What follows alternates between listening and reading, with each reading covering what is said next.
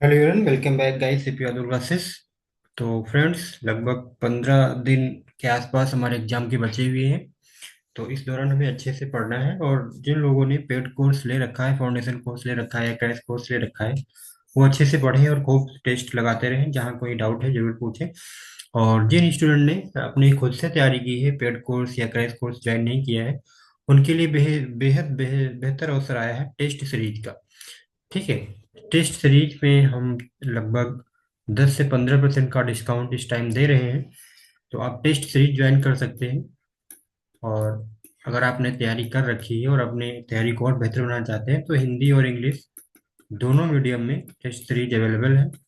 English में भी available है ना। तो आप ज्वाइन कर सकते हैं। ठीक है, बहुत ही कम प्राइस में, 499 में।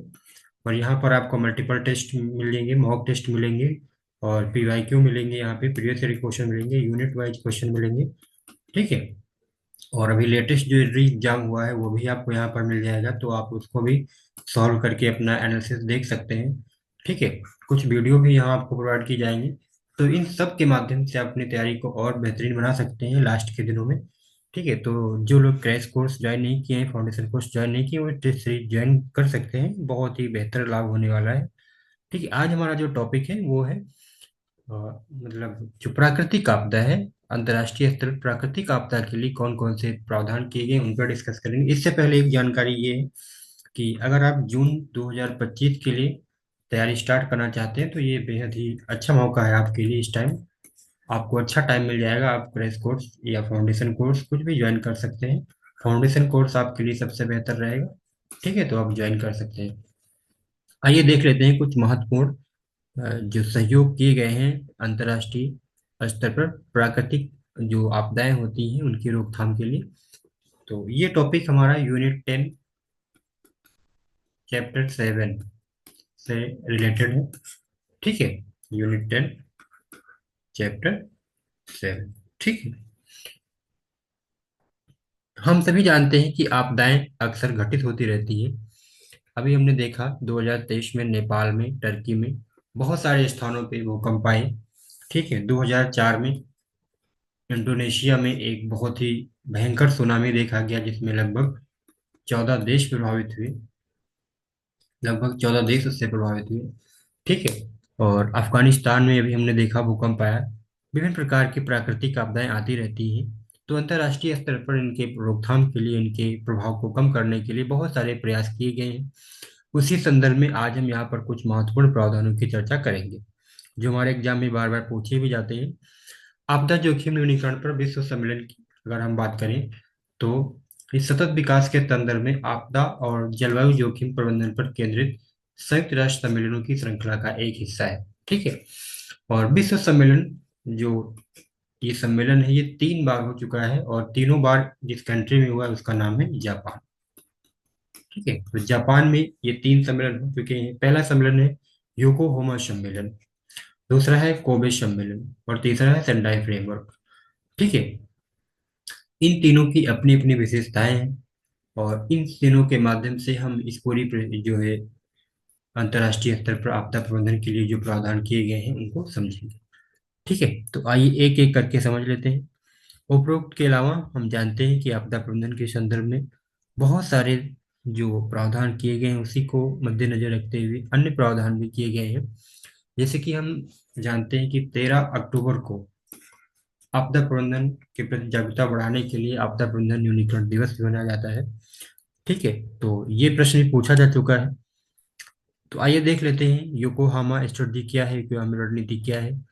1994 में इस रणनीति के अंतर्गत 1994 में प्राकृतिक आपदा न्यूनीकरण पर विश्व सम्मेलन जापान की योकोहामा में आयोजित किया गया। और पहली बार आपदा प्रबंधन प्रथाओं में आपदा प्रबंधन के सभी चरणों की तैयारी, रोकथाम, शमन और प्रतिक्रियाओं को शामिल किया गया। साथ ही इसमें देशों की सुरक्षा को प्राथमिक जिम्मेदारी मानते हुए जोखिम कटौती, प्रौद्योगिकी हस्तांतरण, पर्यावरण संरक्षण पर भी बात की गई।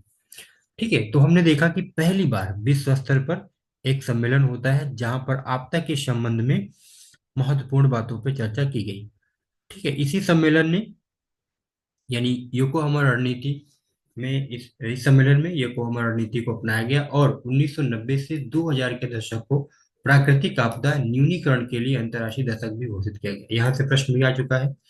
ठीक है, तो ये काफी महत्वपूर्ण सम्मेलन हुआ और इस सम्मेलन के अंतर्गत जो महत्वपूर्ण चीज निकल के आई वो 1990 से 2000 के दशक को आपदा प्राकृतिक आपदा न्यूनीकरण के लिए अंतर्राष्ट्रीय दशक भी घोषित किया गया। इसके बाद हेगो फ्रेमवर्क फॉर एक्शन 2005 से 2015, विश्व को प्राकृतिक खतरों से सुरक्षित बनाना इसका उद्देश्य था और प्राकृतिक आपदाएं को कम करना, ठीक है, जोखिम को कम करना, ठीक है, और इनकी पहचान करना और नीतियां बनाना और नीतियों का मूल्यांकन करना, रूपरेखा तय करना, ठीक है, आपदा तैयारी, आपदा प्रबंधन को रोकने के लिए तैयारियां करना, नवाचार उपयोग को अपनाना, प्राकृतिक आपदाओं के प्रति राष्ट्रों और समुदायों को लचीला बनाना, ठीक है, 2005 के सम्मेलन का परिणाम था। इस सम्मेलन के माध्यम से आपदा हानि को कम करने के लिए सभी विभिन्न क्षेत्रों और अभिनेताओं को, यानी कि जो इसमें शामिल लोग थे, ठीक है, उनको कार्यों को समझाना, वर्णन करने और विस्तार से बताने वाली ये पहली योजना थी।